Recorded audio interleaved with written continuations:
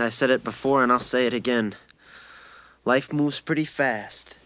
You don't stop and look around once in a while, you could miss it.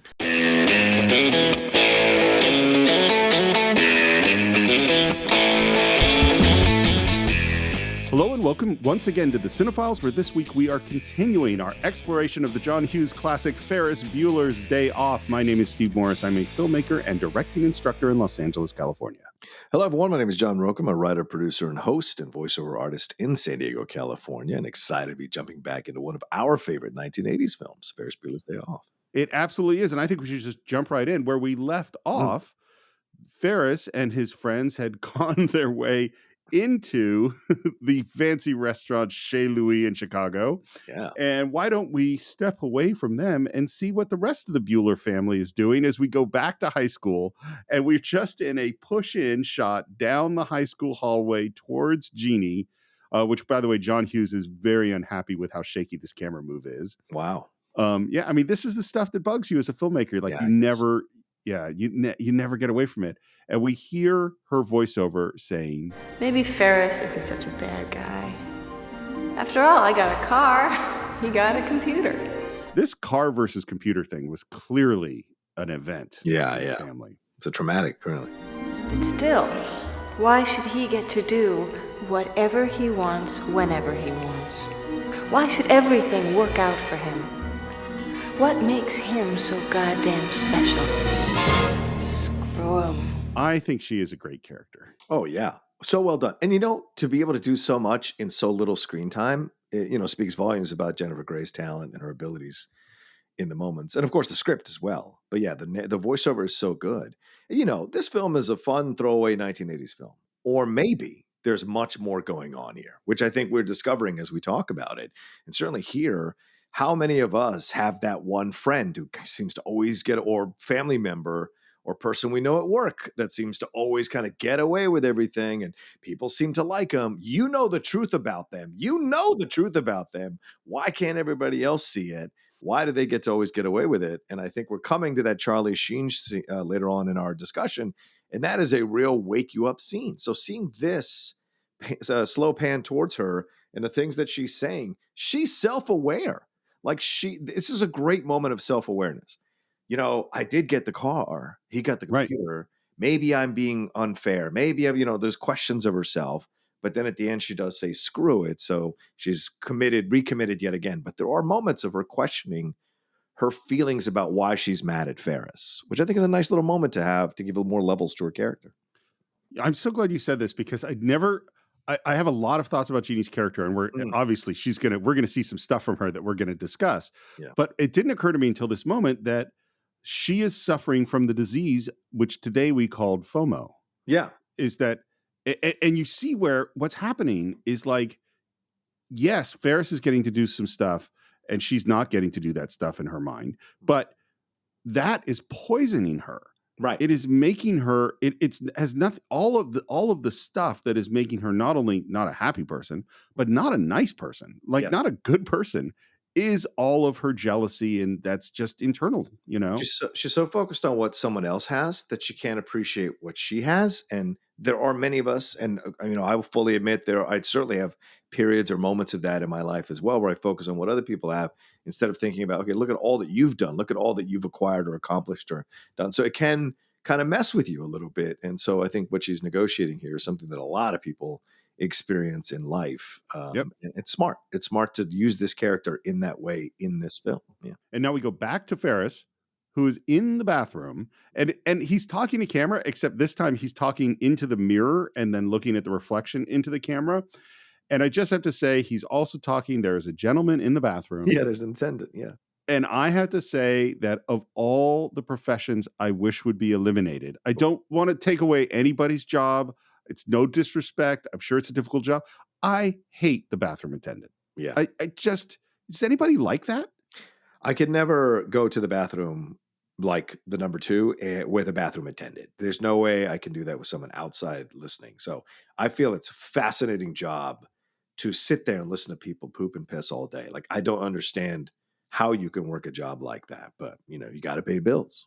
Well, And does anybody go like, you know what? I could go to that bathroom over there where I'd be alone, but this one has an attendant. I would much rather go there and have someone hand me a towel. Do people like this? There might be some weird people who are into that kink. I don't know. I don't get, honestly, to me, it feels like the most status oriented. I'm going to make you sit here while I take a dump and serve me. Like that's the only thing I could see that someone might get out of it is some weird sense of superiority. I will ask the cinephiles out there. And no disrespect, if you love this and it's a wonderful thing of luxury, explain why. Like, tell me why we want this in our world. Because I don't been a bathroom attendant. Do you know somebody who's a bathroom attendant? Yeah, explain it to us. Yeah, and again, and I will still tip the guy because, of course, because that's his job. Anyway, but there's this guy just sitting there, and Ferris says, I used to think that my family was the only one that had weirdness in it. That used to worry me. Which I think, by the way, that's a very key thing. All families have weirdness. Yeah. Then I saw how Cameron's family functioned. His home life is really twisted. And then we cut to Alan Ruck doing all sorts of weird things with his mouth, which are A, really funny, and B, would you like to know where this came from? No, please. There was a whole deleted scene where they ordered from this fancy French menu, and they ordered sweetbreads, not knowing what sweetbreads were. And sweetbreads are the thymus and pancreas glands, which, by the way, my mom used to order. Oh, wow. Yeah, she ordered maybe it's the old Jewish family or whatever, but like sweetbreads she ordered, tongue at delis. My mom loves tongue. That's a Latino delicacy for sure. Oh, sure. Oh, yeah. Mom used to prepare tongue all the time growing up in the Bolivian way. It was so good. I love this tongue. Tongue, by the way, small aside, tongue is the origin of possibly the very first joke I made up, which is as my dad is eating a tongue sandwich at some deli, I said, when you taste it, it tastes you. First, maybe 6-year-old Steve Morris joke.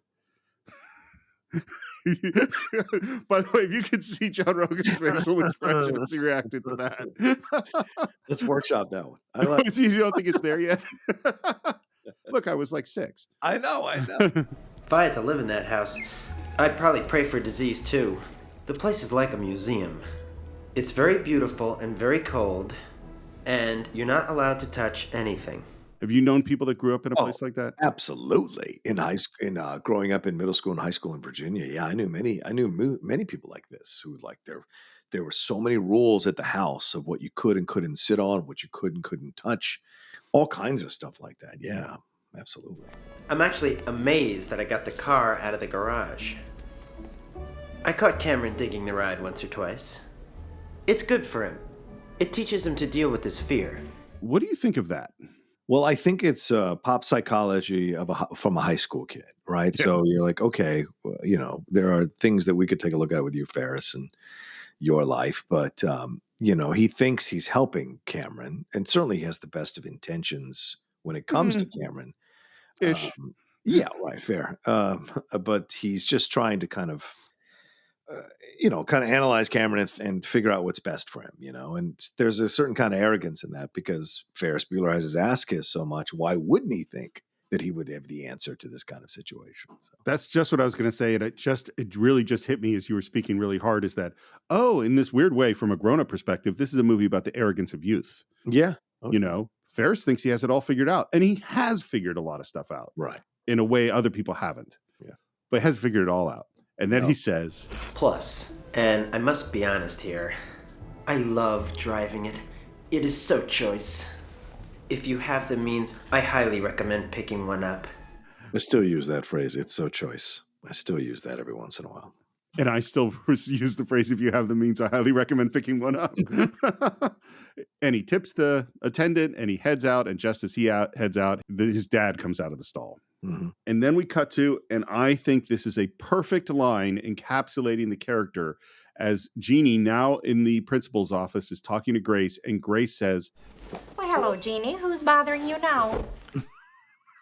Right? That's like a perfect line. Yeah. So it's not just Ferris. She's had issues with other people because she's unhappy with her life. And so she is, creating situations or No, and I'm not saying that she's lying. Do you know what I'm saying? Every single time, but certainly it seems the way the character's been portrayed to us that she has had issues with other people consistently enough for her to make that kind of line back and forth. Well, and to be real clear, her behavior with Grace and with a whole bunch of other adults Yeah. is terrible because she asks to see Rooney. She says, Mr. Rooney's not here. Can I help you? And Jeannie's response is, I seriously doubt it. When's he back? Yeah, which is dismissive as hell. Yeah. He's left the school grounds on personal business. What's that supposed to mean? Well, I suppose it means it's personal and it's none of your business, young lady. Nice attitude. Ironically. I mean, she's horrible. Yeah. Well, and this is how FOMO has poisoned her, Yeah, she's mad. She's a frustrated young teen, so emotions are going to be all over the place. Snapping is going to be all over the place. So yeah. But what you see there in that back and forth is it was rough. But I love that Edie McClurg is constantly the person who is like dealing with people's worst behaviors. If you remember the scene in Planes, Trains, and Automobiles, so her way to kind of deal with both of these situations is funny because and this is the window, right? Like I was saying earlier, there's more going on to her, and I'd love the Cinephile fans to chime in on this too, because I have a feeling that this is a whole act that she puts on to keep the job. Because in that one moment, Grace, totally, right? Grace, yes, Grace. Sorry, Grace puts on this act of being like kind of out of it and smelling the glue and all these things. Like for her, it's a steady job. If she plays like the kind of a little bit dumb or a little bit slow, or sort of, for lack of a better term, the male principal feels like he is the guy in charge, and she'll throw an occasional compliment his way, like the Dirty Harry thing. And that strokes the male ego because most women know how fragile the male ego is. And so very easy for her to play that. But in this moment, when she says to her, I suppose it's personal and it's none of your business, young lady, there is a difference in tone and shift of a woman who is very well aware of how to respond to something like this. So to me, that's where I see her, like a little glimpse of the real Grace behind the act that she's been putting on as a secretary or assistant here at the school. I totally agree. Isn't Mrs. Hagel expecting you in consumer ed class? Probably. And I love that Grace, after Jeannie's gone, says, What a little asshole. See? That's what I'm saying. Yeah. She's very well aware of what she's doing. And then we're back at the restaurant outside, and there we see Ferris's dad talking business. And I have to tell you about something I read that I believe I've proven not to be true, which is someone said, well, Abe Froman is at the restaurant. He had lunch with Dad, and that's who Dad is talking to in front of the restaurant. Okay. And because Dad says something that sounds like Abe when he's talking to him. Dave, you got to consider raising your advertising budget. It is, in fact, Dave. So that is not Abe Froman he's talking about. I've blasted that theory. And I love the camera tilts up to the four of them standing there staring stunned. And Ferris says, 4,000 restaurants in the downtown area. I picked the one my father goes to. We're pinched for sure. No way, Cameron. Only the meek get pinched. The bold survive. And the shot of them all putting on their glasses and the snaps, and it's really funny. It is. And also that they steal Dad's cab. Yeah. Rooney is out looking for Ferris. And I love what Rooney thinks a high school kid like Ferris would do on his day off. Right. Compared to what Ferris is actually doing. Yeah. Because Rooney goes to the local pizza place, and scans the room and sees someone at a video game that has a jacket that's similar to Ferris. Yeah. Walks up. It was Jeffrey Jones's idea to speak French, by the way. Oh, really? Les gens sont faits. I say this as well. I also quote this all the time. Your ass is mine. And then slowly the pseudo Ferris turns around and we see it's a young woman. Everything about her look to him is great. And she, pulls up her straw and kind of spits in his face. You're right. She emasculates him non-verbally.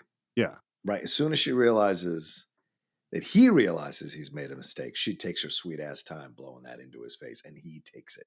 Yep. So well, yeah, I mean, walking up to a strange woman and saying your ass is mine. Right. That's some women especially young teenagers, would run away or get the fuck out of there. But she is self-possessed enough to be able to be like, oh, I've dealt with this bullshit. We cut to a baseball game on TV, and that TV is in the pizza place that Jeffrey Jones walks up to, but he hasn't looked at the screen, so he doesn't see the moment where Ferris Bueller catches a fly ball. Yeah. And this is perfect. I want to look like a masculine kind of man dialogue and fail. What's the score? Nothing. Who's winning? The Bears. The Bears. Which, to be real clear for maybe some of our foreign listeners, the Bears, not a baseball team. Or non-sports inclined listeners. The Bears are a football team. The Cubs are playing. That's the baseball team. Yeah. And we're at the game, and again, I grew up saying, hey, batter. Yeah. I didn't grow up saying Kennedy, so batter. all of which is stuff that Alan Ruck did when he was a kid. Oh, that's from him, yeah. Okay. And we cut to the outside of Wrigley Field and see that Save Ferris is up on the sign. Rooney pulls up in front of the Bueller house, parks on an empty street right in front of a fire hydrant, rings the doorbell, and then we hear, after we see some electronic thing happen, we hear Ferris's voice answering the phone because he has a taped message. Yeah. Smart move. Yeah. Well, why does he park in front of a fire hydrant? Like, these are the things. Again, I go back to this all being just a weird kind of fever dream of a movie. Why does he park in front of? That's the greatest way to grab attention to yourself, is to park in front of a fire hydrant. You might get a ticket. And then when he rolls up in there and has the back and forth with the electronic response machine, I think it's hilarious. I will give you an explanation for why I will give you two explanations. Okay. Explanation number one is he is so obsessed with Ferris Bueller that he has stopped thinking clearly. Fair enough. Explanation number two is John Hughs had multiple gags that he wanted to do, and it was necessary that he do it that way. Did he? I guess he earned it by this point. You're like, oh, you know what? I'll let that slide because the rest of the movie's been so good. Yeah. Well, and we're going to get increasingly ridiculous. Yes, true. Because it's like, I mean, you've gone to a baseball game. How long does it take to get into the baseball game, to get to the seats, to sit in the game? Yeah, it takes a while. And then immediately catch a foul ball, and then somehow be at a museum, and somehow be at a parade, and after your fancy meal at a French restaurant. Well, it's a lot, It takes no time at all when you're dreaming, but when it's real life, it takes a lot of time. Yeah. And then Rooney kind of goes into the backyard, and we watch through the window, and all of this, it's just great physical comedy of him falling, him stepping in the mud, his foot gets stuck, he loses his shoe, he bends over, his pants split, like all that stuff is. Jeffrey Jones, I mean, I feel it's so upsetting what happened to him, but he's a really good physical comedian. Oh my God, yes. Yes.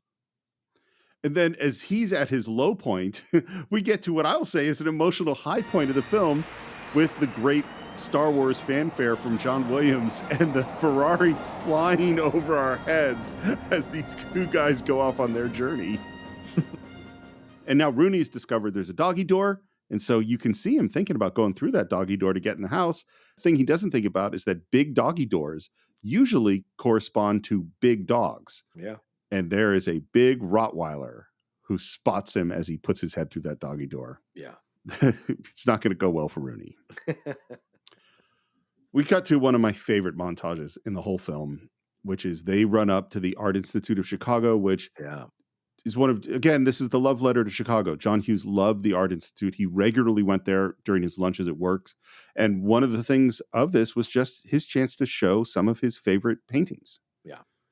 And I love, there's the school class with all the kids holding hands. And then as they go through, we see our three guys holding hands and then more kids. And we see Picasso and Kandinsky and a Jackson Pollock and a Matisse. And there's the Rodin statue. And then the three of them standing cross-armed in front of this. It's all great. Yeah. On the Sunday in the park. Yeah. Well, that moment. So it's Sunday. It's a Sunday afternoon on the island of La Grande Château by Surratt, which is the basis for the musical Sunday in the Park with George. Yeah. And as Ferris and Sloane are kissing in front of a Chagall stained glass, Cameron is staring at this pointillistic painting, getting sucked further and further into this little girl's face. I have what John Hughs thought this moment meant. Okay. But I wanted to first ask you, what does this mean to you? What are you feeling when you see him look at this painting? Well, I think, first of all, this is when I mentioned in part one, this is where I discovered the Smiths, this song. I immediately fell in love with this song the first time I watched this movie. I'd never heard of the Smiths at this time, even though a lot of my alternate music-loving friends had. And this song, for whatever, there's such a melancholy sadness to this song.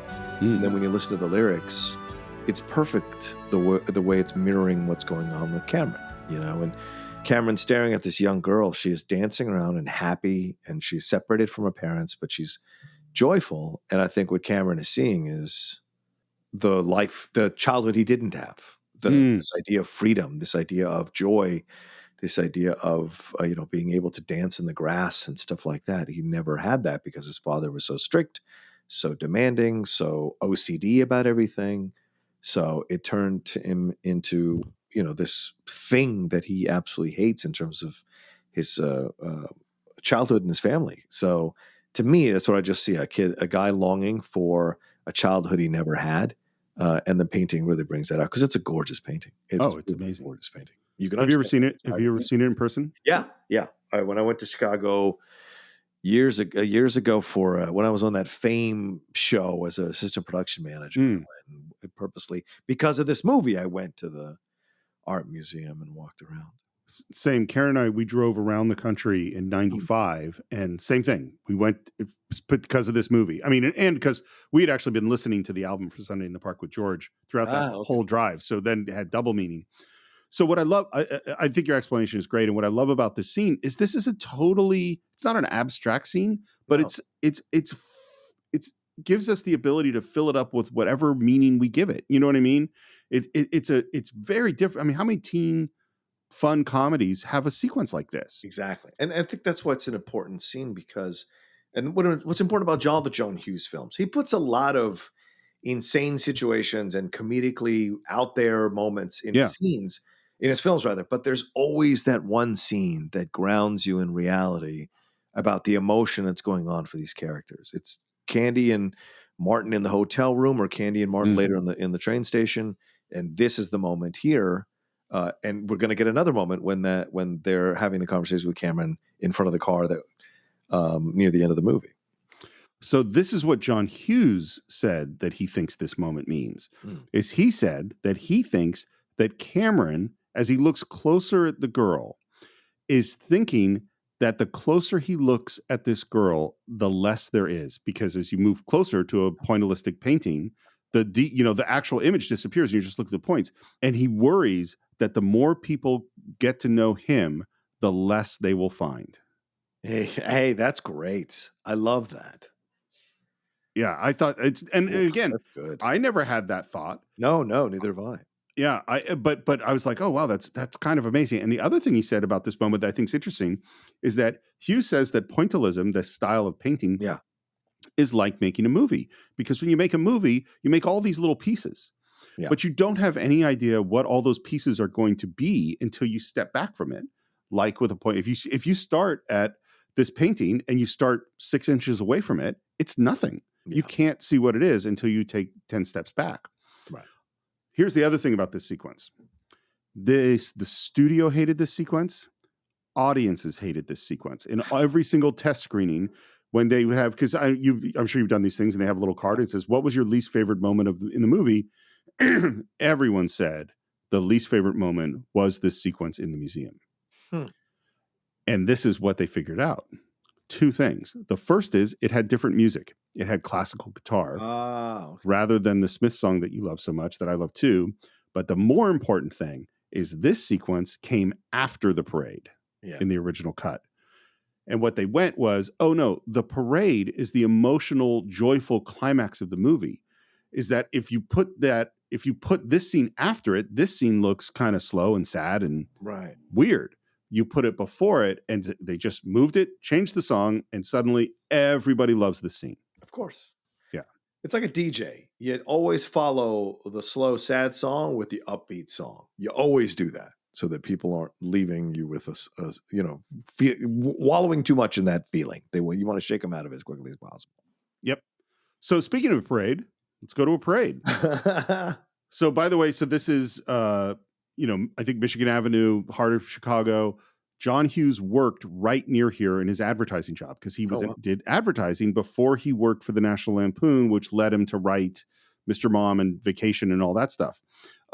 So he used to go, basically he hated his job. So anytime there was a parade, he was outside watching the parade. This is a real German-American parade. It's like the von Steuben Day parade. Okay. And this is how they did it, is they shot it over 2 days. Day one was the Saturday when the parade actually happened. Yeah. The following Saturday, they'd put a thing out on the radio asking anybody who could to come back to sort of recreate the parade. So one is they're sort of shooting the real parade, and the other is all staged. Right. And they thought they'd get 1,000 people maybe, and they got like 10,000 people came out on the second Saturday. Yeah. We're in a cab heading towards the parade. It's getting late, buddy. We better go get the car back home. What do you mean? We have a few hours. We have until 6. I'm sorry. I mean, I know you don't care, but it does mean my ass. You think I don't care? I know you don't care. I think that they are both right. I think on some levels, Ferris does not care, and on some levels, he really does, of course. Yeah. Cameron, what have you seen today? Nothing good. Nothing. What do you mean, nothing good? We've seen everything good. We've seen the whole city. We went to a museum. We saw priceless works of art. We ate pancreas, which is the cut scene that we don't have. Oh, yeah, right. And then Cameron starts making a weird face, and it ends up that Dad is in the next car. And it's a great, all done in camera. Camera is on our gang. It pans over to Dad, who looks, sees something, pans back, and now it's just Sloane sitting there with her sunglasses on. And she hits on him. Totally. And he receives it. Absolutely. Yeah. Because, and wouldn't you? I mean, yes, I suppose. Well, no, I don't. Well, I don't know what I would do, to be honest with you. I would have a moment. I'm not saying I would do anything, but if a beautiful woman in the next car smiles at me and blows me a little kiss, I would go like, what? Okay. Do you think I couldn't tell if she was a teenager, though? I think that's the thing when I'm looking at him. Like, you can't tell that's a teenager? I think age can be ambiguous. By the way. Look. Need I bring up Raging Bull? I think that sometimes it can be difficult to tell about someone wearing sunglasses that you see only for a moment exactly how old they are. All right. Well, and John Hughs thought she was in her mid-20s. And that's why he when he found out she actually had just graduated high school, he was less likely to cast her. Right. Anyway, it's a funny bit. It is. Yeah. And by the way, on his newspaper that he's reading, we see community rallies around sick youth. And then we cut back to the parade. It's Cameron and Sloane walking through the crowd, no Ferris to be seen.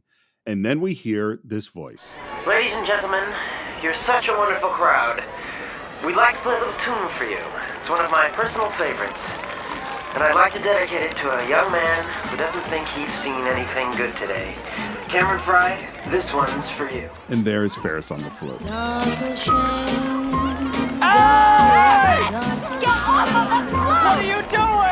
Thank you for all the joy and pain. Insane. The guy who was trying to avoid getting seen by his dad is now one of the most, obvious places ever. So hilarious. Do movies go to ridiculous places like this anymore? Like, do we do this? I mean, we don't make a lot of comedies, so I don't know if good movies go to ridiculous places like this anymore. I'm sure there are a lot of terrible comedies that have come out in the last few years that go to ridiculous places like this. I mean, even I'm thinking like comedies that are on TV, like Parks and Recreation went to places like this. 30 Rock went to places like this. Yeah, but 30 Rock did for sure, because that was a fantastical show from the beginning. Yeah. With Parks and Rec, there's much more stability in that. There's much more groundedness to Parks and Rec. That's real, by the way. I mean, as I've said before on the show, one of my best friends, or my best friend, is a city manager, and some of the things he tells me that he experiences in council meetings or whatever, it's like it mirrors a lot of a Parks and Rec, what you see happen in Parks and Rec. Some of the insane stuff that happens in Parks would not be as insane as you think in real life. Well, I mean, my experience, watching insane movies about Hollywood was when I came here, I was like, oh, that's normal. Yeah. That isn't even that crazy. Sharks is normal. 100%. Yes. Yeah. And the song that he's about to lip sync is Donkashane from Wayne Newton. Yeah. So you know how I said that there's so much in this that's a love story, a love letter to all the things that John Hughes treasures, like the Beatles, like the art museum. Not so with Donkashane.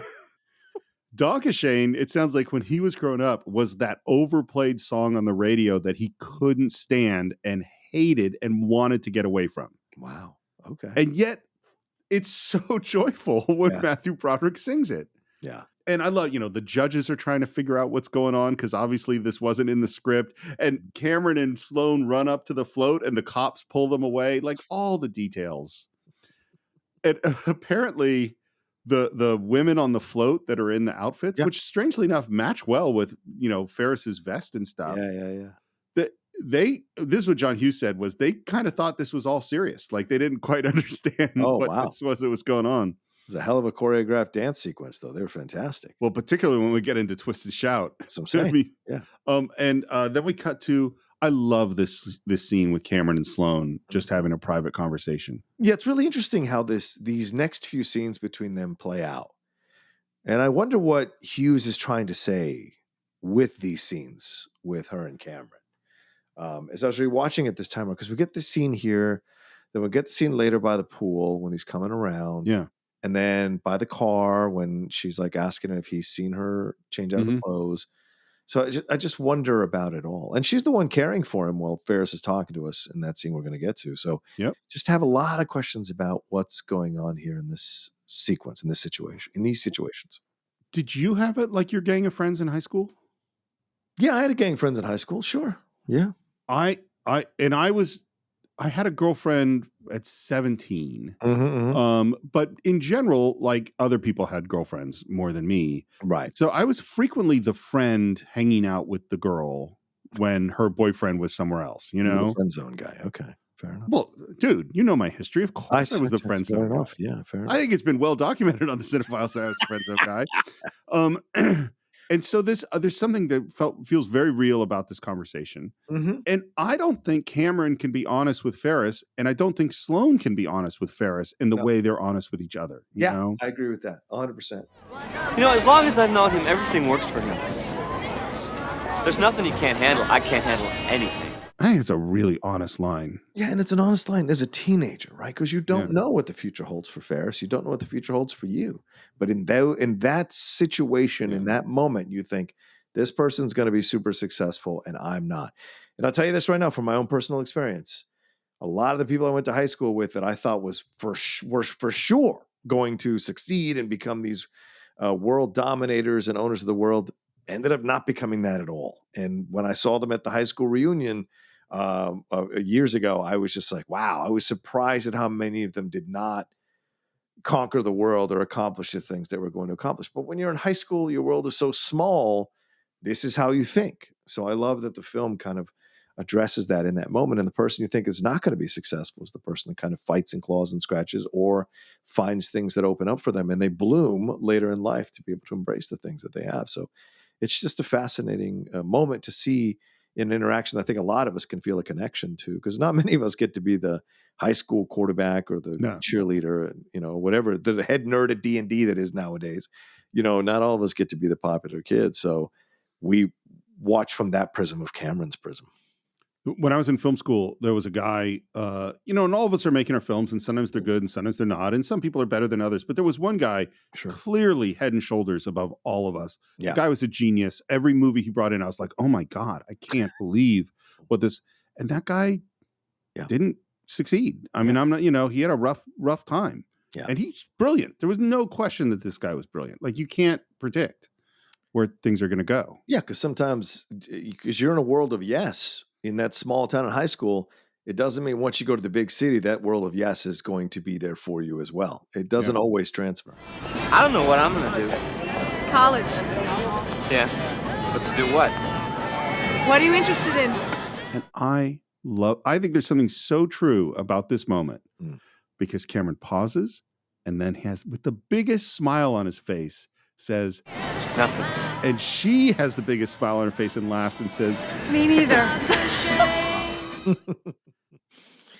Yeah, there's a camaraderie, a kinship between them, because I'm sure she's been pressured by her parents. Like, what are you going to do with your life? What are you going to do? You got to pick something to study. You've got to focus. Time is running out. There's always that kind of thing where parents are transferring their fears and their concerns and their worries from their own lives onto their children to try to motivate them to be more, I don't know, be more driven to accomplish things. Yeah. Well, and I think there's this, and we're seeing this transition continue, there was a time where kids didn't have a choice, you know? Right. Your father was a farmer, you're going to be a farmer. Yeah. You were going to work in the factory. Hopefully you could get a job at the factory or at the auto mechanic, and that was it, you know? Yeah. And then those generations worked super, super hard to give their kids the opportunity to have, hey, I didn't get to choose. Yeah. You get to choose. Yeah, right. So why aren't you choosing? Like, what the fuck is wrong with you? You know? Exactly, yeah.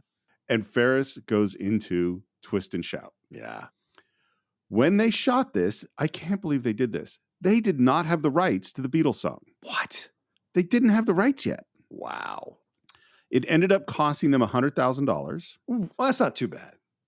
It's a lot for at that time, wow, but it isn't. Point. But it isn't too bad. I mean, today I don't even know how you would even get it. It'd be $1 million easy. Yeah, talk to Paul. And then well, apparently Paul was not pleased when he saw the movie because they have the marching bands at the parade, and they added the marching bands to the mix of Twist and Shout. And Paul said, "Look, if we had wanted horns on it, we'd have put horns on it." Oh, for God's sakes, Paul. Oh, Jesus. Much of this obviously is choreographed. Much of this, when you see people like the workers and the guy up on the scaffold and all the stuff. Yeah. That's just people in Chicago who were dancing because they were playing the music. And that's great. And it's shot that way too, so it feels very authentic. That's great. But then there's also, by the way, the choreography is by Kenny Ortega, who later was the Dirty Dancing choreographer, great choreographer. What do you think about the moment when the African-American group come in and do a very, very choreographed bit of dancing on the stage? I love it. I think it's fantastic. And I think this is the thing about the film. You know, this is the 1980s. This is very much a white kid's story, a white family story. And, you know, the other kids there, Mia Sarah and Cameron, kind of white. I don't know, Mia Sarah, I don't know what her heritage is, so I don't want to misspeak there, but it seems to radiate white. So when we get some color in the film, I'm always happy to see it. And I think the way they come in and do the dance sequence, it's so awesome. And I love it, you know, and I love the fact that later on when we get to the police station, the detective is an Asian actor. And I love that too. So the moments that they could find diversity back in the 1980s, and I know Do the Right Thing is only a few years away after this one, I kind of liked it the way they weave it into here because it is John Hughes's experience in middle America that he's talking about.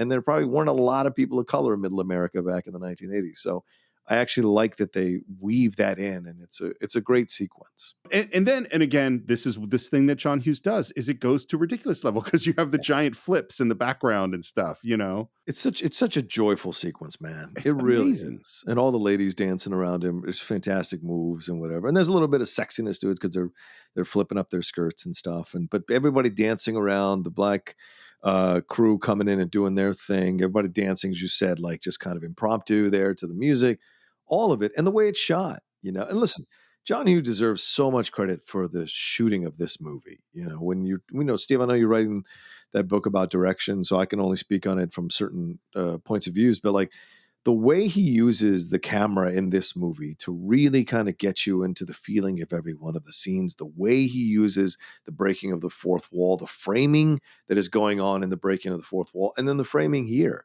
When you're close to Ferris, it feels like you're in the crowd in the watching this happen, right? And then when you're watching everybody dance, you could totally see yourself looking to the left and right and seeing everybody's dancing around.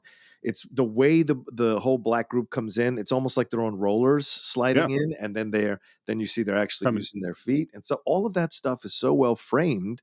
And then when it goes to close up to show all these different people, white people mixed in with people of color, celebrating, bringing together, singing along together. There's something really smart and powerful happening here, and there's such joy of what can be. When we're all together enjoying something. And so I think there's so much happening here in such a fun little sequence than you might think when you're watching it the first time. Joy is the right word. Yeah. It is such, well, and this is again why it makes sense that if you would put the museum sequence after this. Oh yeah. What a letdown. Yeah. True. And then it ends with Ferris turning his back to the women he's dancing with and falling backwards in a trust exercise. Yeah. Yes. Totally being 100% certain they are going to catch him. Yeah, yeah. So, And the thing is, I was like, that is a fucking metaphor for Ferris Bueller's life. yeah. That's a great point, Steve. Yes. I'm going to do something completely ridiculous and the world will catch me. And most likely it'll be beautiful women catching me. Yep. Yes. Yep. In his mind, yes, absolutely. And this is where it's like, I don't know what happens to Ferris, but at some point he's going to fall. Oh, yeah, you know? Sure. He's not going to get caught every time. Yeah. Rooney, looking much the worse for wear, is receiving some flowers at the Bueller house, the card of which says, "All our best for a speedy recovery from the faculty and staff." So his own school. Did Grace send these flowers? Grace might have sent these flowers. Very, very possible that Grace sent these flowers. Yes. And just all the little bits. The delivery guy does the, shaving a haircut on his horn, and Rooney does 2 flip-offs. And I didn't know. Do you know who that delivery guy is? Louis Anderson. Yeah, of course. I never knew that. Yeah. Oh, yeah. Yeah. And then Rooney spots the dog and says, "Look what Uncle Ed has for you, you little fucker." Many things happen at once. One, we see Jeannie in her Fiero, which, by the way, that is a perfect choice of car. Yeah. The Fiero in the 80s was so specifically something. You knew who had the Fiero. You absolutely knew in high school who had the Fieros in the 80s. Yeah, you're 100% right. Who had the Fiero? For me, it was the rocker girls had the Fiero, and the dudes who couldn't afford or didn't get the muscle cars, they got the Fieros. They stepped out, and they're a little bit like a little bit cleaned up, so to speak. So I thought it was always kind of interesting to see the people who had the Fieros. Yeah, it's because I'm not rich enough to buy I'm not rich enough to get a more expensive car. Exactly. But this is a kind of a cool little small car. It's sport-ish. Yeah, sport-ish, yes. Yeah. Because there were kids, growing up in Marin County, there were kids that had the BMW, and so this was the kid that wanted the BMW, or the muscle car, as you say, but they got, hey, the Fiero's cool, man. Right. Occasional mullet would come out of the Fiero for sure. Oh, we also see that now Save Ferris is on the water tower. Like, it's everywhere. Yeah. We cut back and we see the dog unconscious with the broken flower pot around him. So Rooney assaulted the dog, correct? Yeah. Yes. Rooney did. Yes. Jeannie runs inside, goes straight up to Ferris's room, sees the mannequin, and says, "I knew it!" And we cut to her again, speaking to an adult in an extremely disrespectful way. Well, do you know where she is? Do you know when she'll be back? Do you know anything? And then Rooney has now broken into the house. Yes. And she hears him, and we have a great sequence of him thinking that he hears Ferris, and Jeannie thinking that she hears Ferris, and then both advancing on each other. Ferris Bueller. Until they both have the jump around the corner with the gotcha. And she sees it's a man, and we have those quick 3 kicks to his face. They're so great. Which is post, by the way. She only kicked him once. Oh. Wow. Yeah. That's right, man. Editing. You can do magical things. She runs upstairs. His car is now getting ticketed. It might be the 2nd or 3rd time it's gotten ticketed. Yeah. And now we're back with our gang, and they're at the garage. And what we see as they're walking in and talking is the Ferrari pulls in behind them, goes around and comes back out and delivers it to them right then. That was so quick. Cameron is happy. Everyone is happy. Yeah. Jeannie is on the phone with the police. This is where Jeannie is right. Nobody is listening to her. Yes. Because a dude really did break into her house. Yeah. That's true. Look, this is not a phony phone call. There is an intruder, male, Caucasian, possibly armed, certainly weird, in my kitchen. Possibly armed, certainly weird is a perfect John Hughs line. Look, it's real nice that you hope my brother's feeling better, but I'm in danger, okay? I am very cute, I am very alone, and I'm very protective of my body. I do not want it violated or killed, all right? So they are not taking her seriously. No. And she has a reason to be mad. But then... Speaking in English! Not so cool. Yeah, not so cool. But she has probably called the police department more than once, I have a feeling. Oh, that's possible too. Yeah, just like with the Grace. I'm sure they're like, okay, what's it this time, you know? Well, and she probably didn't start with a very good attitude right from the beginning, you know? This is another lesson in life, kids. No matter what's going on with your world, no matter how pissed you are off people, if you're going to approach people with attitude, you're not going to get the best response. You're not. This is the lesson I really learned when I used to work in a copy store. I was the assistant manager of not coffee, but copies. Copies, right, yeah. And nobody walks into a copy store with lots of time. They're always behind. Yeah. So I had so many people who were stressed out because they need their, 6,000 page whatever thing copied in the next 10 minutes, and it wasn't physically possible. And they're yelling at me, and it's like, look, I can't make the machine go faster. I got yelled at so often. Really? Wow. Oh, all the time. All the time. Yelling at you, really? I mean, I'm exaggerating, not yelling, but definitely angry, frustrated customer taking it out on the 22-year-old assistant manager at the copy store. It's not my fault it took you this long to write your script. It's not my fault that it took you this long to do whatever it is. You're coming in. You need my help. The last thing you need to be doing is shooting your fucking mouth off. Just be thankful that we're getting it done as quickly as we can. Yep.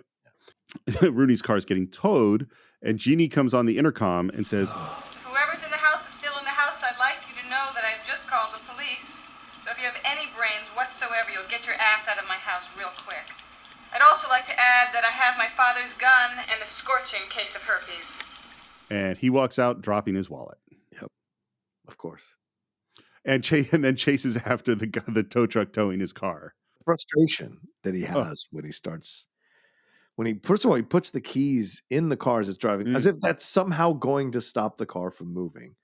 And then it takes off with his keys, and the short bursts of words that come out of his mouth, and before he starts running after it is just great.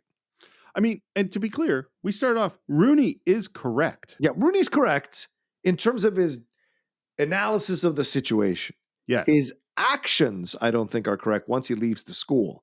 No, but he is correct in that Bueller is absolutely skipping out on his 9th day and should be punished for it. It goes to he has this is what's right. Ferris Bueller is doing something that's wrong. He should not get away with that. Yeah. And therefore, all of the wrong things that I am now going to do are justified. Yes. Because this kid has skipped school. Yes. By the way, there was a whole other plot line about Charlie Sheen's family, because Charlie Sheen's family owns that tow truck. There was multiple things where they came, and I don't know what they all were, but multiple things that came up that tracked the family of Charlie Sheen and their involvement in this somehow. That's awesome. Yeah. And I love Cameron is kind of glowing. He's like, everything's going okay.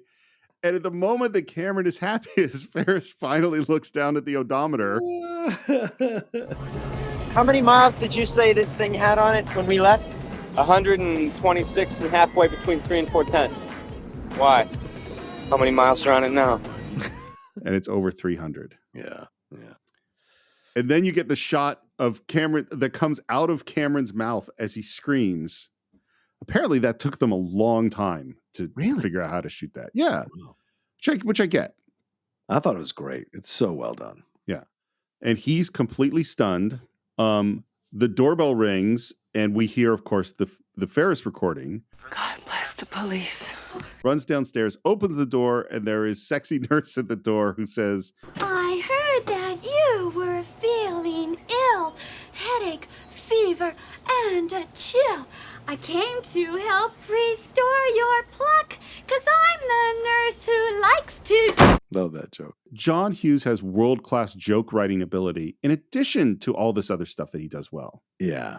We're by the side of the lake, and Cameron is comatose with Sloane, and Ferris says, This may very well be for real. I think Cameron might have blown a microchip or two. This is, by the way, right at the beginning of the shoot. Yeah. And okay. Yeah, and Matthew Broderick was not very comfortable talking right to camera. Yeah. Have you ever had to talk right to a film camera? Sure. It's always weird and awkward. I'm doing it now as we're recording because I'm used to doing it and I'm in control of the camera. Yeah. When it's someone else who's behind the camera and there's a bunch of people around, it was always an issue for me when I was doing that kind of stuff. Well, and the thing too with a film camera, that's not true of our cameras, I think. Well, I don't know about yours, but certainly not true of mine, is that depending on the lighting, you could be staring right into your own reflection. Yeah, no, I don't see that. Yeah. So, and that's a weird thing to be talking to yourself. Yes, it is. You know, even though we do it all the time, don't we? Don't you look in the mirror and talk to yourself every once in a while? I do not. Wow. I don't talk to myself out loud. Ever. Oh, interesting. I have a constant internal monologue going in my head. Yes. But it never comes out of my mouth. Oh, no, I'll tell you something real quick. I and feel free to cut this out, but like I've been working out for the last 4 weeks now consistently, 3 or 4 times a week. That's awesome. It's been a really interesting change. I'm doing the Bowflex, lifting the weights. And it's the first time in like 6 years, since the end of that shitty ass relationship I was in that kind of fucked me up so bad. Because that's when I stopped kind of working out consistently, was in that terrible relationship. I just stopped caring about myself and got comfortable. And I've been trying to and I just recently got a Bowflex thing, which I used my credit to buy and I'll be paying off over a year. But like I've been working out on it. And I do talk to myself, right? And there was this moment in a recent workout, a couple of workouts ago, where I was talking to myself and I was scared the neighbors were going to walk by, but I was just talking to myself going, you betrayed me. You tried to keep me here. I'm not going to be here anymore. You're not going to stop me. And I was just talking to my body, and it's my way. Like I've done that before. Like I talk to myself out loud in certain situations, certainly before Schmodown matches. Oh my God. When I was needing to really get into the right frame of mind to take on some really great, I would just kind of talk to myself all the time. Let's go. Enough. Let's go. So it's just that I have that instinct to do it. So I marvel at the fact that you've never done that to yourself. That's awesome. I don't know if it's good or bad. Because like I said, it's not that I'm not talking to myself. I'm just not saying it out loud. Yeah. I just feel like I have to kind of get the, wake it up or whatever. Well, it's so funny that Ferris Bueller line of, I thought my family was the only one that had weirdness in it. Like we're all weird, we're all weird. Well, for me, it's about, I want to get back on camera. I want to get back hosting stuff and I want to get back acting. So I'm set. Do you want to get back acting? Yeah. I've set June as a target date to be in the shape that I feel the most comfortable in again, and to start doing headshots and send stuff out and see what can happen. So I'm just opening the door to it as a new goal for myself in 2023. But seeing, Lindley's been such an inspiration. She's lost 20 pounds in working out over the last 4 months. And, for women, especially over 40, it's tough to lose the weight. She's been she's not a big person. No, she's not. But she had put on, some pounds. So her and the keto diet and the working out, because she'd been on the keto diet for a year now. She's been on it for a year. And she's like rigid. She has not messed with her ketosis at all. She's incredible with her willpower. Wow. And when she started, started doing the working out over the last 4 to 5 months, the 20 pounds have come off her and she looks fantastic and she feels good. And I think that's been a good motivation for me to kind of know that I'm in a safe space, to do that with her. And she's been very supportive. So, That's awesome, dude. Yeah, I know. I'm very lucky. Yeah. I'm thrilled that you're thinking about acting again, because I've always thought you were a great actor. So I appreciate that, man. It's just time to try. I feel like I've through a lot of shit and I'm like, okay, I can bring more to stuff now, So that's awesome. That's really great. Cameron has never been in love. At least nobody's ever been in love with him. If things don't change for him, he's gonna marry the first girl he lays. And she's gonna treat him like shit. Because she will have given him what he has built up in his mind as the end-all be-all of human existence. She won't respect him. Because you can't respect somebody who kisses your ass. That's so ironic that Ferris Bueller is saying that. Right? Isn't it? There's such an irony here. You can't respect somebody who kisses your ass the whole time. That's the thing. It's so ironic considering how many people kiss Ferris Bueller's ass. And that gives you a window into how much he actually respects them, to be honest with you.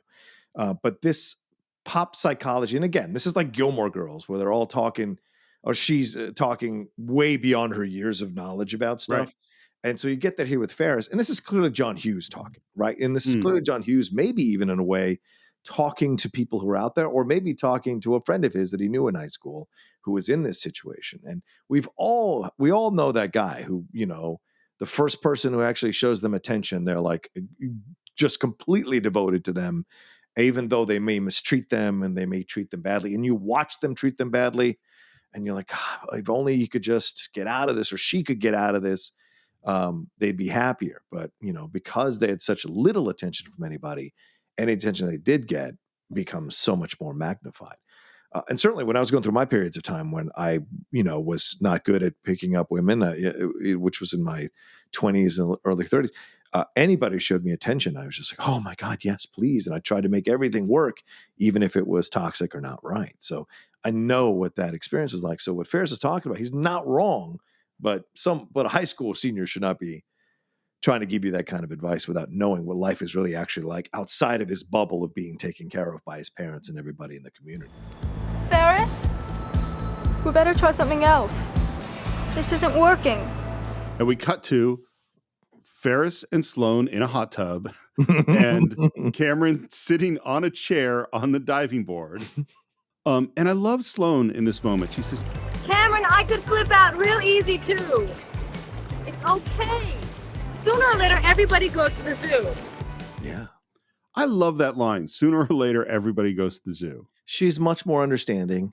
Yeah. And Ferris is much more judgmental of the stuff. Well, the problem with arrogance is it doesn't lead to sensitivity and kindness. True. Very true. Very true. And I really think me kind of getting the shit kicked out of me in various ways, film school, post-film school, career-wise, wasn't fun, but it made me a kinder person. Fair enough. And it made me a better writer. That was the big thing, is that my writing, instead of me writing like, this is how everybody should behave, and this is it was very rigid and, came from an arrogant place, as opposed to a kinder, more human play. I became a more human writer. There's an alternative timeline where I didn't go to therapy and you didn't have those experiences, where the Cine-Files is a completely different podcast. I don't know that it exists. I think it does, but it's us just kind of judging everybody the whole time for 3 hours. Yeah. I wouldn't have done that. Yeah. So I don't know what Scorsese was thinking, but I wouldn't have done that. Yeah. Yeah. Well, and this is, but of course, in this scenario, I'm a very famous director. So I don't know that I have time. Yes, I don't have time, John, to do this little penny ante. What's a podcast, dude? Yeah, what's a podcast? Come on.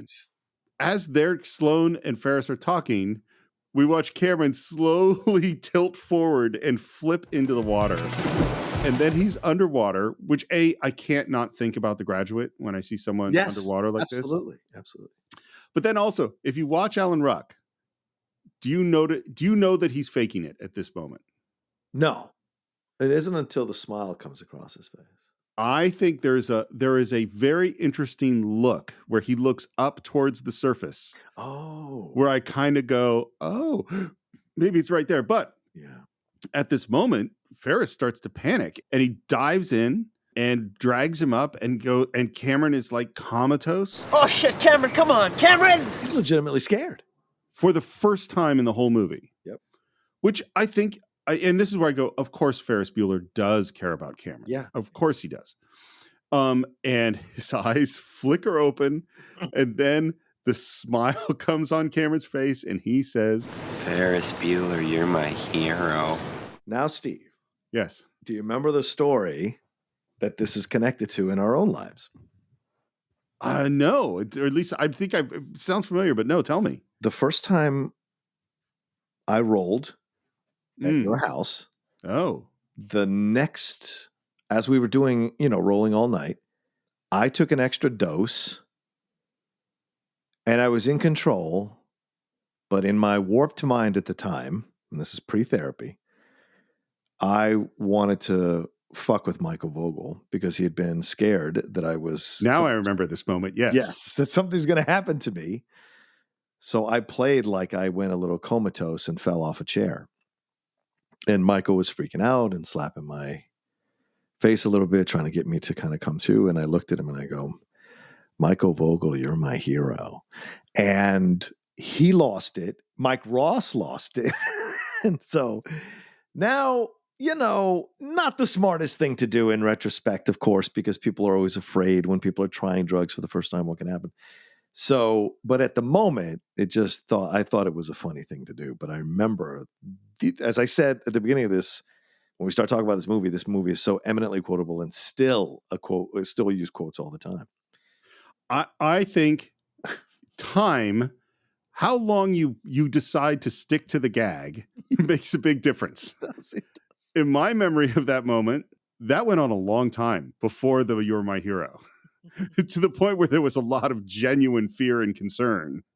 You know. Well, my attorney would say you were all altered, so Absolutely, it doesn't hold up in court. Your perceptions of how long the time was. Fair. But yeah. Cut to the police. We're at the police station. There's Jeannie sitting on the couch, and sitting across from her is Charlie Sheen in a fucking star-making performance. Dude. Yeah, 100%. And by the way, Platoon comes out the same year as this. Yeah. And he's the leather, the makeup is great. And I mean, every moment with Charlie Sheen is brilliant. Drugs? Thank you. No, I'm straight.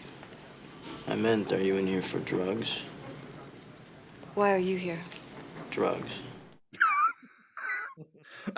It's just, it's hard for me. I don't know if I have comments on this, and I just want to play the whole scene. It's a confident, you should just play the whole scene. It's a confident, strong performance from Charlie.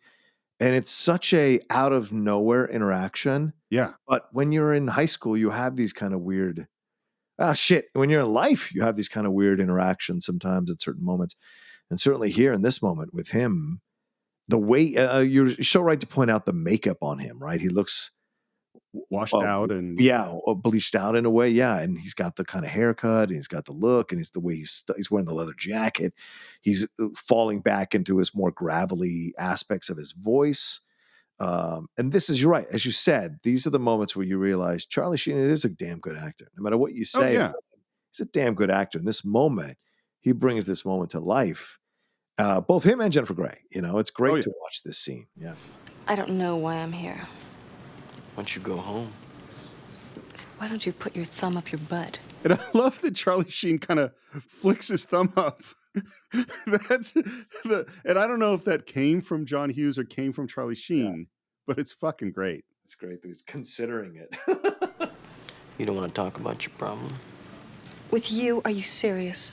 I'm serious. Blow yourself. And then he kind of considers it, like you can see the beat work where he goes, could I? All right. You want to know what's wrong? I know what's wrong. Just want to hear you say it. Why is this cracking me up so much, John? Because it's a great moment. And, I don't know. I just think the way Charlie delivers everything is so good because it does rattle Jeannie a little bit. And clearly she doesn't have many friends. If she's going to say this to some stranger like this, if she's going to open up like this, it's because she doesn't have many friends to open up to. There's no one in the film that comes up to her and goes, Jeannie, what's wrong today? And they come up with a plan to go after Ferris. She's on her own on this, Well, and it's what feels at first like here's this idiot guy on drugs who thinks he's wise, actually ends up, no, he is kind of wise. Yeah. In a nutshell, I hate my brother. How's that? That's cool. Did you blow him away or something? I think him saying you blow him away or anything is the moment that he starts to win her over. Yeah. Yeah. What do you care if your brother ditches school? Why should he get to ditch when everybody else has to go? You could ditch. Yeah, I'd get caught. And he says, and again, this is where you go, oh, this guy does have some wisdom, because he says. So you're pissed off because he ditches and doesn't get caught, is that it? Basically. And your problem is you. Bum, bum, bum. You ought to spend a little more time dealing with yourself, a little less time worrying about what your brother does. Yeah. He's right. It's a basic rule of psychology, isn't it? Yeah. Compare and despair. If you compare your life with someone else's, and you're inevitably going to compare your life with a person who's much more successful or much more accomplished or much more loved or whatever, you're going to despair because you're not that person. And that there lies the way to madness. And so what he's saying is absolutely correct. Foundational rule of psychology. There are so many studies that talk about how what we really care about is how we compare to other people, not what we actually have. Like there are people who would rather have a job where they make more money than the other person than a job where they make more money total, but someone else makes more than them. You know, I didn't say that very well, but like you say, okay, you could do this job and you can make $80,000, but this incompetent jerk makes $100,000, or you could have a job where you make $60,000 and the incompetent jerk makes 40. Which job do you want? And people they don't like that incompetent jerk making more money than them. Yeah, right. Exactly. You know, that's what's so upsetting. Somebody you should talk to. If you say Ferris Bueller, you lose a testicle. Oh, you know him. And she makes, cracks her knuckles with her fist. The close-up is great. Yeah. It's fantastic. Okay, we have reached the time when Ferris Bueller turns to tragedy. Okay. This sequence is so painful to me. And it's painful to me every time I watch it. Really? And it's great. It's a great, great sequence. But I have come to love that car as much as Ferris does. Oh. Okay. And this hurts me to watch. The car is up on the jack in a very, very rickety manner. There's a brick on the gas pedal as it's spinning its wheel in reverse. And right from the beginning, you're like, don't do this. Yeah. This is a bad idea. Oh, shit. By the way, as they shot this, they started at the end of summer. And by the time they're shooting this scene, we had reached the fall. You know what happens to trees in Chicago around the fall? They start to leave leaves on the ground. Yeah, and those leaves start to turn brown. So there was the whole art department painting leaves green and sticking them back on the trees for this scene in the background. Oh, my God. Because it's supposed to be the same day as when they took the car in the morning. Yeah. And they're talking about what happened when Cameron was out of it. You know, that whole time I was just thinking things over. I realized it was ridiculous. Being afraid. Worrying about everything. Wishing I was dead. All that shit. I'm tired of it. I think this movie does a beautiful turn into a more serious moment. Yes. Yes. Because this is totally sincere, I think. I mean, I don't just mean sincere. I mean, like, heartfelt and real feeling for me. Yep. Agreed, man. It's the best day of my life. And that's when Sloan, which you brought up earlier, says, Cameron, can I ask you a question? Yeah. Did you see me change out of my clothes by the jacuzzi? And Alan Ruck's reaction and smile is so great. Yeah. And this is, at least from, there were naked hot tub parties when I was in high school. Oh, hello. Okay. I mean, maybe they started a little bit more in college, but they exist, particularly with this group of friends, the group of friends that I described before, where I didn't necessarily have a girlfriend. Yeah. And like, this is high school to me. This is high school. Like his reaction and her reaction to it. I thought you were catatonic. That's okay. I'm not embarrassed.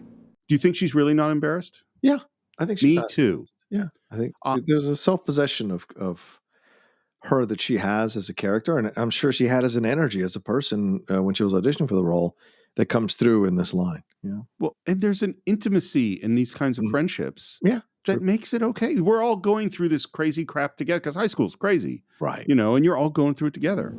The miles aren't coming off, going in reverse. Well, I thought that might be a problem. Just have to crack open the odometer, roll it back by hand. Do you think Ferris has any business cracking open the odometer of a Ferrari? Where is he going to find a odometer or a covering to put it back on at this time? No, he's screwed. Yeah. No, forget it. I got to take a stand. How do you feel about this turn for Alan Ruck and for Cameron? Oh, I love it. It's great. And this is where you see how a 29-year-old can bring, this kind of complexity and nuance to this moment that make you feel it in a way that a regular high school kid probably couldn't. And you just need that for this moment. Yeah. Because he's taking a stand, and he's for the first time in the whole film, he's taking a stand. And it's ironic because it's exactly what Ferris has been kind of wanting him to do. Yes. And here he is finally doing it to stop Ferris from trying to get out of, ironically, Ferris wanting to take responsibility for something. Here is Cameron telling him, who had probably said many, many times that he'll just, because he said that by the parade, right? He'll just always get away with it, or he'll just always succeed and no one's ever going to come after him. And here he is wanting to take responsibility, Ferris is, but Cameron stops him. Well, and Alan Ruck, who showed amazing comedy chops throughout the whole film, now delivers this moment. I put up with everything. My old man pushes me around. And then hitting himself says, I never say anything. I can remember, not just in high school, but being with my friend who's having this moment. This is their version of this moment, you know? Well, he's not the problem. I'm the problem. And he leans a little bit on the car. It's what's so amazing is you're having this emotional, heartfelt scene, and the wheels keep spinning on the fucking Ferrari. He says, I'm not going to, this is a great line, by the way. I am not going to sit on my ass. As the events that affect me unfold to determine the course of my life, I'm going to take a stand. I love it. I just everything Cameron's going through. Just such a cathartic moment. Yeah. And then he backs up, he looks at the car, and he kicks it. We see it shift on that jack a little bit, and then he loses it. Who do you love? Who do you love? You love a car. And he dents it, and he damages it, and it keeps tilting back farther and farther. And then, and again, I think this is brilliant on the part of John Hughs. He goes for one more big kick, and just before he stops himself. Yeah. And we go, oh, thank God. Or at least I do. And he looks, and then he reacts to the dent he created in the true thing his father loves. Dented the shit out of it. And I think there's like a relief in this. Because he says, good. My father will come home, he'll see what I did. I can't hide this. He'll come home, he'll see what I did, he'll have to deal with me.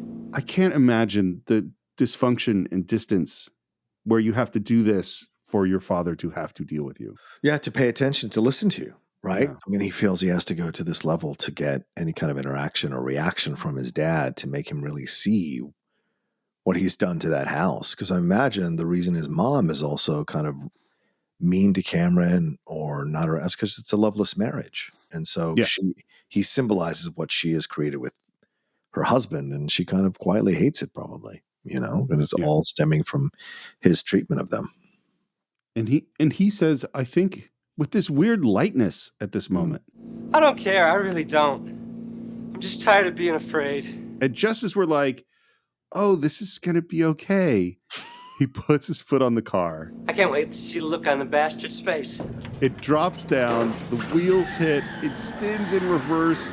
The shot of it pulling away from Cameron, Sloan, and Ferris is amazing.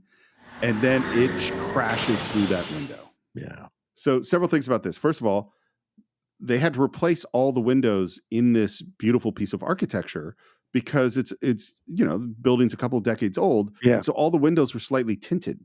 And they needed it to be clearer, and if they put a new window on there, which they could break, it wouldn't match the other windows. So they had to replace every window in the building, so they would all match the one he broke. This is also a protected nature ravine area, so they couldn't damage any of the plants. Right. So they had to spread out tarps and then put dirt and plants on top of the tarps for the car to land on. But the car overshot the spot it was supposed to land. And also bear in mind that this is a fiberglass model kit of a Ferrari. It's not a real Ferrari. Right. So when it hit the ground, it cracked. And so there are big cracks in the fiberglass, which obviously a metal car is not going to crack. Right. And so then they had to tastefully arrange branches of trees to cover up all the cracks in the fake Ferrari. Just for that one shot down.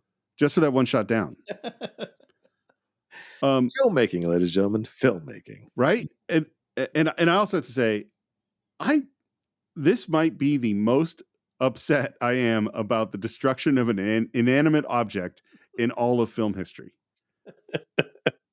Maybe Rosebud going into the furnace. I don't know.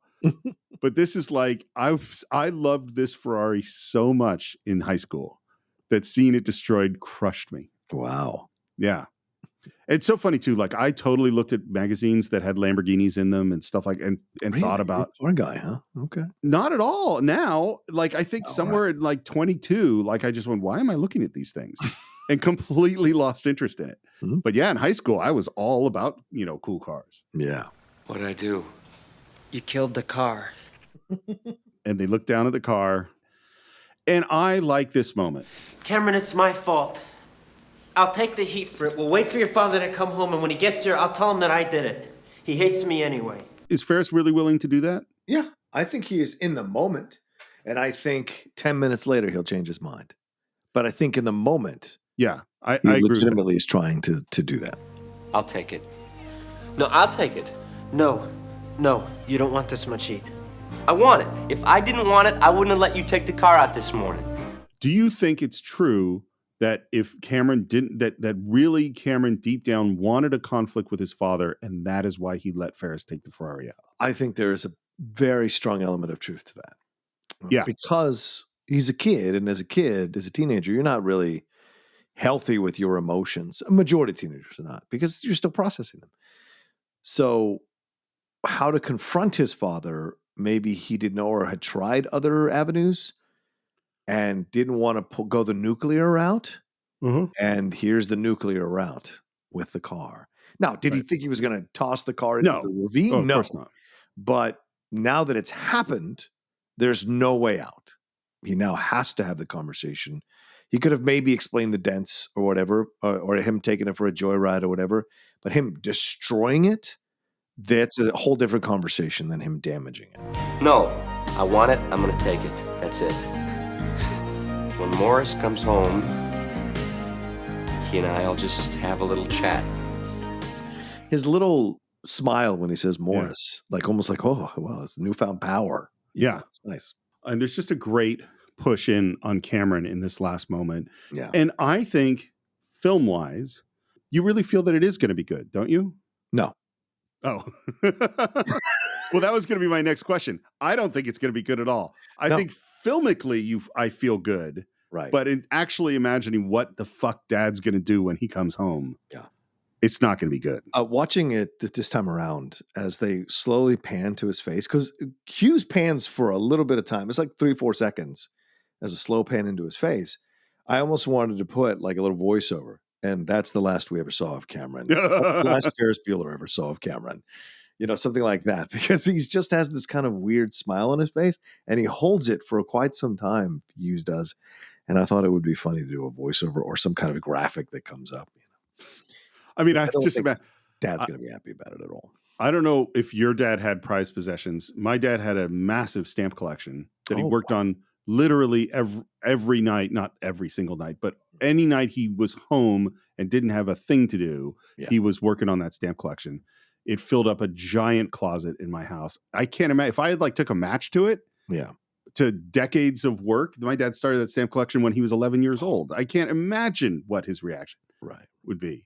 Cut to the police station, and Mom, the whole narrative here is that Jeannie made a phony call. Yeah. And it's like, you got a knocked out dog. There had to be blood and dirt and mud in the kitchen. Yep. It was not a phony call. And the fact that nobody believes Jeannie is pretty awful. Yeah. And I love the moment too, as she's talking to the police, detective or whatever, he says, "Oh, by the way, I hope your son is feeling better." Tell him all the guys down here are pulling for him. And while this conversation is going on in the background, through the window, we see Jeannie making out with Charlie Sheen. So I think that Jennifer Grey has been absolutely fantastic through this whole movie. Yeah. But I think it is this scene that makes her a star and gets her Dirty Dancing. 100%. Yeah. She is so unbelievably adorable. Yeah. In her giggles and her just a totally different person. Yeah. Let's not ruin this with a lot of talk, all right? I mean, yeah. He understands her. And he kind of saw through her bullshit and called her out on it, which most people kind of like. And so, yeah, absolutely. And so I think this is what allows her to be this vulnerable and playful and goofy with him. Now, are they going to end up together? I don't think so. But it's a nice moment, and she needed it after such a stressful day. Well, and what has Jeannie really needed? Jeannie's really needed love, you know? Yeah, right. Like, that's what this is all about, is that why does Ferris get... It's not that Ferris got to quit school. It's that everybody loves Ferris. Right. You know? And maybe, she says to her parents, kind of paid her off with the car. Like, here, see, we wouldn't have gotten you a car if we didn't love you. Here's the car. Take the car. You know, and maybe that she knows kind of in a subconscious level that that's not the love that she was looking for. You know? Yes, I think that is a great, great point.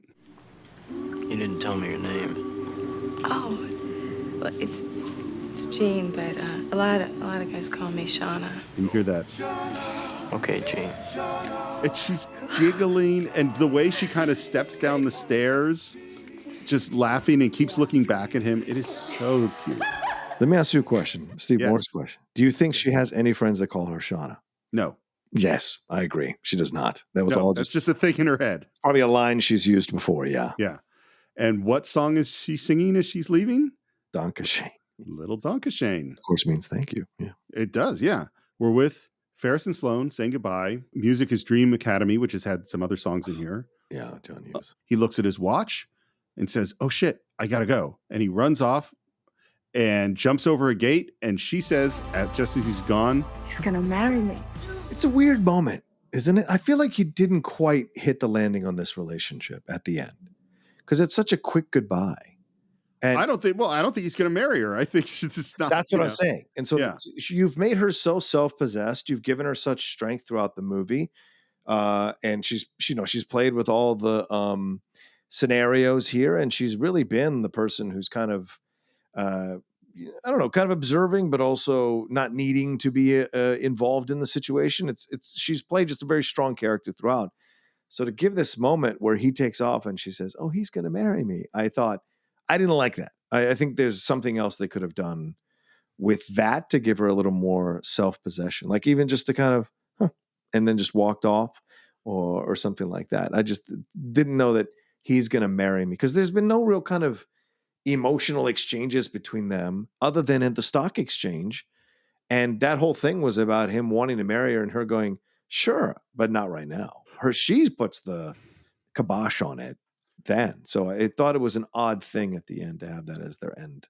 You know what I really wonder is what would happen if you asked everyone, like of us, our age, in high school, when you saw this movie, what you thought? Oh, because I didn't care twice about it. I was like, great, cool, because I loved Ferris as a character. Yeah, right. And because I think it's our being old guys now looking at Ferris and being maybe a little bit more critical of him that make you go, oh, come on, you know. He's not going to marry her, and this relationship is a high school relationship.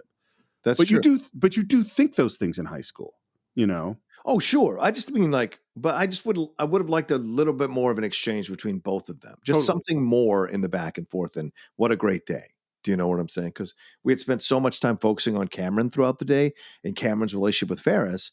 What's her relationship with him? We only get one scene where that's really kind of explored.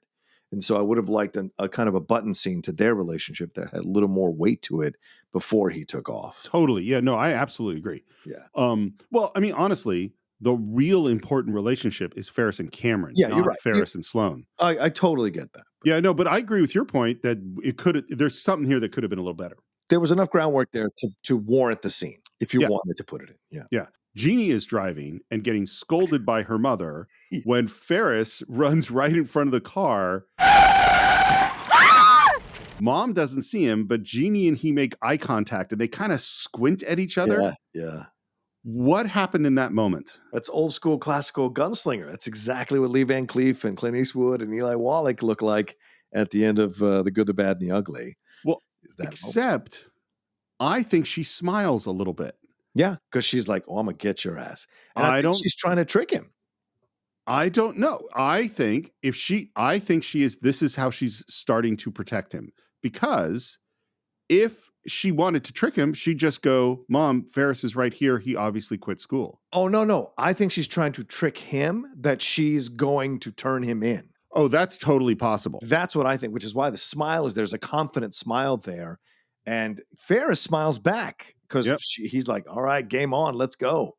And it they both go And on then their separate paths. Ferris goes off and she floors the car, I think to distract Mom from seeing Ferris. Yes, of course, because the papers go flying, yeah. And then the cops come after her, and I just go, poor Jeannie. Like, she's actually making a heroic sacrifice here at this moment, just because she kissed Charlie Sheen, really. Yeah. And then we go in, the song, by the way, is The Swivel Heads by the English Beat.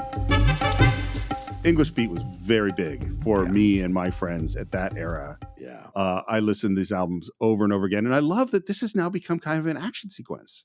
It is, yeah. Yeah. And Ferris is running, runs by the barbecue guy, grabs his drinks, runs up past some women with bikinis, goes out of frame, comes back in and goes, hi, how you doing, Ferris Bueller? Great moment. It's great. It's also so obvious that their day got out of hand. And this is John Hughes says this because the sun is nowhere near. They're totally facing the wrong way from the sun. They're not sunbathing. They're shade bathing. Yeah. Jeannie runs another stop sign running from the cops. Jeannie is in deep shit. Yeah. Yeah. And then there's the weakness, I would say, of this sequence is the old lady swerving in front of Dad. I don't think that's actually so great. And then, again, we have another moment where Dad driving looks over to the left, sees Ferris, and then looks over and Ferris is gone. Yeah. And then shakes his head like, what? Yeah. Was it him? No, it can't be him. Ferris runs right through this whole house and jumps off the deck at the end. Great. By the way, he hurt his knee, Matthew Broderick did, during this sequence running through this house, which forced them to change and simplify the choreography in the parade sequence. Oh, my God. Because his knee was hurting. Damn. And he yells to the kids, dinner's ready, runs up the slide on their little jungle gym, whatever. Yeah. And this is just where we've gone to this level of awesome ridiculousness. He jumps off the top of the jungle gym onto the trampoline, into slow motion, up into this shot as Jeannie is pulling into the house and Ferris is still floating and Dad pulls into the house and he's still floating. And then he lands and gets to the back door and we go, we've made it. I mean, it's such a climactic, exciting ending to our comedy, except he looks under the mat and we see the outline of a key and we hear... Looking for this? When the foot comes down. Yeah. And there is Rooney. And it's classic framing where we're looking up at Rooney. So he looks huge in the frame. We're looking down at Ferris. And for the first time, I think in the whole movie, Ferris looks genuinely scared. Yep. I have dreamed about this. And this time, God damn you little bastard. I've got you right where I want you. And then Jeannie sees them out the window. Mm-hmm. And I think we're still in the moment of what's Jeannie going to do here. Yeah, which is great. Thank God you're all right. We've been worried sick about you. Matthew Broderick's reaction to this moment is priceless. Yeah, it's really good. Thank you, Mr. Rooney, for driving him home. Now, I want you to go upstairs and get in bed. And turns to Rooney and says, Can you imagine someone as sick as Ferris trying to walk home from the hospital? Oh, kids. By the way, Mr. Rooney, you left your wallet on the kitchen floor. Dun dun. And she tosses the wallet just as the dog wakes up. Yeah. And I love, and again, this is the ridiculous comedy stuff, is that she smiles as we hear screams from off camera. Right. That apparently no one hears in their backyard. Ferris runs up to his room, takes his clothes off, gets rid of the mannequin, jumps in the bed, and we're like, good, we made it. And then he hears the snore, and we hear the footsteps of his parents coming towards, and we're going right to this climactic moment. He reaches into his pocket and pulls out the foul ball he caught at Wrigley Field. I mean, that's just brilliant. Yeah, good writing. And the door is just starting to open as he throws the ball, hits the thing perfectly, the snoring stops, and they walk in, and he's done it. Yeah. And we're back to really the beginning of the movie and him playing sick. Please, don't make me stay home again. I want to go to school. I have to graduate in June, and I want... Ferris, you're sick. And don't go pushing it and making yourself worse. And here's just, and you'll like this from the acting perspective, just a little bit of how in the scene Matthew Broderick is what's supposed to happen in this moment is that Mom is supposed to lean in and kiss him and lift up the blanket and tuck him in. But Mom, the actress, forgot to move the blanket. And so that is why Matthew Broderick says, blankie? And then she comes back and moves it. That's just an actor being in it. You know what I Yeah, mean? smart. You know, they say get well, and they both leave him, and the door closes, and he takes a breath, and then he turns to camera and says, I said it before, and I'll say it again. Life moves pretty fast. You don't stop and look around once in a while, you could miss it. and we think that's the end of the movie. Yeah, no. And the music that is playing as we move into the credits, of course, is Oh Yeah by Yeller. Oh, yeah. And the credits start to roll, and then on half the screen, you see Rooney limping down the street. This sequence used to come before the last scene with Ferris. Yeah, it was just part of the movie. Right. And they pulled it out and put it on the credits, and I think it plays so well. Yeah, kids, before Marvel, we had post-credit scenes, just to let you all know. Marvel didn't invent post-credit scenes, just to be clear. We watched the school bus pull up, and I love, like, the driver's like, do you want to ride? And you could see the debate on Jeffrey Jones's face of, I really don't want to walk 5 miles home in my condition. I really don't want to get on this bus. I love how he waves her off at first, and then she offers the ride, and then he has that back and forth. It's so great. It gets on the bus, and everything about the walk down the aisle, all the students, which are all real high school kids looking at him. Oh, great. The one seat next to the girl with glasses that apparently were so thick that she got nauseous and almost threw up. Oh, wow. Yeah. Right, because they didn't make him prescription, of course. Well, and it's not her prescription. Yeah. And then he sits down, and I can remember being in the theater when she says, Gummy bear? They've been in my pocket. They're real warm and soft. I think gummy bears were kind of new at this point in like 1986. I don't know when they first came to the US. She hands him one, and I love that he looks at it and just tosses it. And the last thing he sees is he looks across the aisle, and on the binder of the kid sitting there, it says, Save Ferris. And he does the only fourth wall break of the movie that he does right into the camera as it goes back to the credits full screen, which I think is brilliant. Once again, like you said earlier, Jeffrey Jones, it's a shame. All the stuff that happened is terrible what he did. But when you watch this movie in a vacuum, his performance is incredible. And the facial comedic acting he is doing in this sequence with those two kids is great. Just great. And the look he gives you at the end. Perfect. And again, we go to black, and we think that's the end of the movie. And then all of a sudden, we're back with Ferris, who looks down at the camera and says, You're still here? It's over. Go home. And he walks away and turns back and goes, Go. And that is the end of Ferris Bueller's Day Off. So cool, man. So cool. It's great. By the way, lots of stuff they had to figure out in post. First cut was 2 hours and 45 minutes. Right. So that's an hour longer. So I'm sure that has the whole Charlie Sheen's family sequence in it, and, the museum scene in the wrong place. And this is the way it is in comedy. Comedy is so much about rhythm and pace and setups and things like that. When they finally got the cut down, it was obviously a huge hit. 10th highest grossing film of 1986. On a $5 million budget, it made $70 million. Wow. There was lots of talk of a sequel, which never happened unless we get this one that you mentioned of these two guys. Yeah, which is weird. And there was also a little remembered TV show of Ferris Bueller, except for the fact that Jeannie was played by a very young Jennifer Aniston. Yes. Yes. And I think Charlie Schlatter played. I think he played Ferris Bueller in that one, but I don't remember. I totally remember watching it. Yeah. Because I was so excited when it came out. Yeah. But even I knew it wasn't good. We didn't, but we were still young. We thought these people understood what they were doing.